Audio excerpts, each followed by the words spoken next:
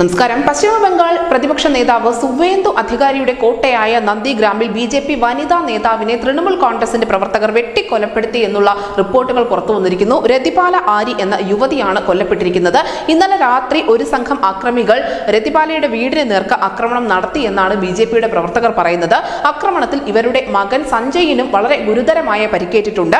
ഇയാളുടെ നില ഗുരുതരമായതിനാൽ തന്നെ കൊൽക്കത്തയിലെ ആശുപത്രിയിലേക്കാണ് ഇപ്പോൾ മാറ്റിയിരിക്കുന്നത്. പരിക്കേറ്റ മറ്റ് 7 പേരെ നന്ദിഗ്രാം സ്പെഷ്യാലിറ്റി ആശുപത്രിയിൽ പ്രവേശിപ്പിച്ചിരിക്കുകയാണ്. പാർട്ടി പ്രവർത്തകരുടെ കൊലപാതകികളെ ഉടൻ തന്നെ അറസ്റ്റ് ചെയ്യണം എന്നാവശ്യപ്പെട്ടുകൊണ്ട് ബിജെപിയുടെ പ്രവർത്തകർ നന്ദിഗ്രാം പോലീസ് സ്റ്റേഷന് മുന്നിൽ ഇപ്പോൾ ധർണ നടത്തിക്കൊണ്ടിരിക്കുകയാണ്. പശ്ചിമ ബംഗാളിലെ 7 മണ്ഡലങ്ങൾ ഉൾപ്പെടെ 6ാം ഘട്ടമായ മറ്റന്നാൾ വിധി എഴുതാനിരിക്കുകയാണ് ബംഗാളിൽ തൃണമൂൽ കോൺഗ്രസിന്റെ ആക്രമണം ഇത്ര രൂക്ഷമായത്.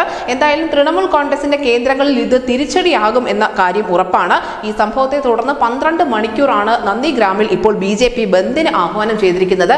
ഈ സംഭവം അറിഞ്ഞുകൊണ്ട് നിരവധി ബിജെപി പ്രവർത്തകരാണ് നന്ദിഗ്രാമിലേക്ക് ഒഴുകിയെത്തുന്നത്. News desk news India Malayalam.